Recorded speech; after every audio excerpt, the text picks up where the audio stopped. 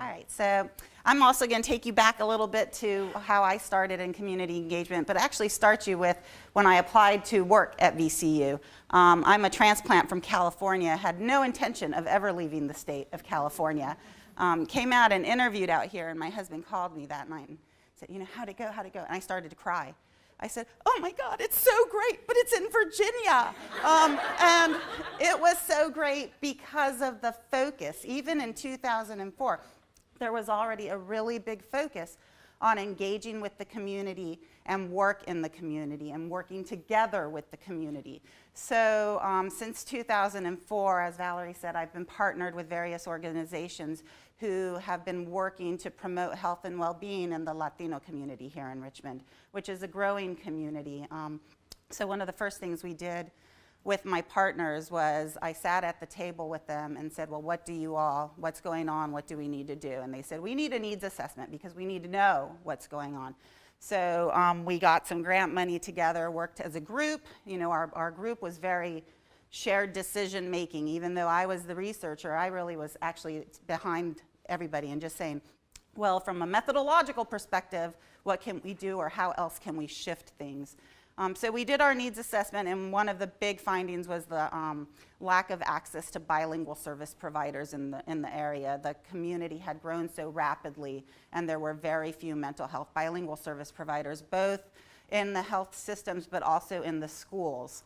And so we got together, and then again, our group is very, not just what's the identified need and being responsive to the community, but how do we work as a group together to address the needs in the community. So the first thing was establishing the mental health clinic where we had families coming in who needed services in Spanish. I don't advertise the clinic, or I try not to, because it's very dependent on having bilingual graduate students in the clinic. And despite my not advertising it, we have at least 3 to 4 referrals every 1 to 2 months. So it's still, there's still a real significant need in the community. So my topic for my lightning talk, just to give you guys this quick set, was cultural competency. And it's kind of a funny topic because community engagement is cultural competency.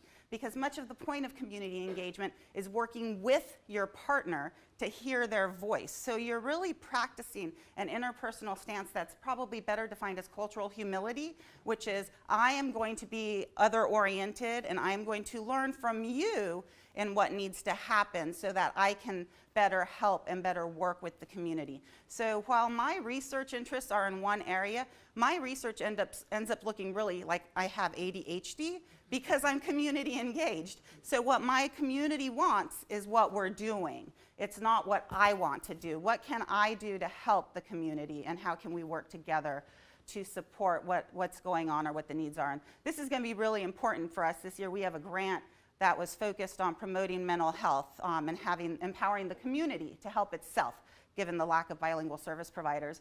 But with everything that's going on right now politically, I don't think we're going to continue, which is why I like our community engagement. I think we're going to shift.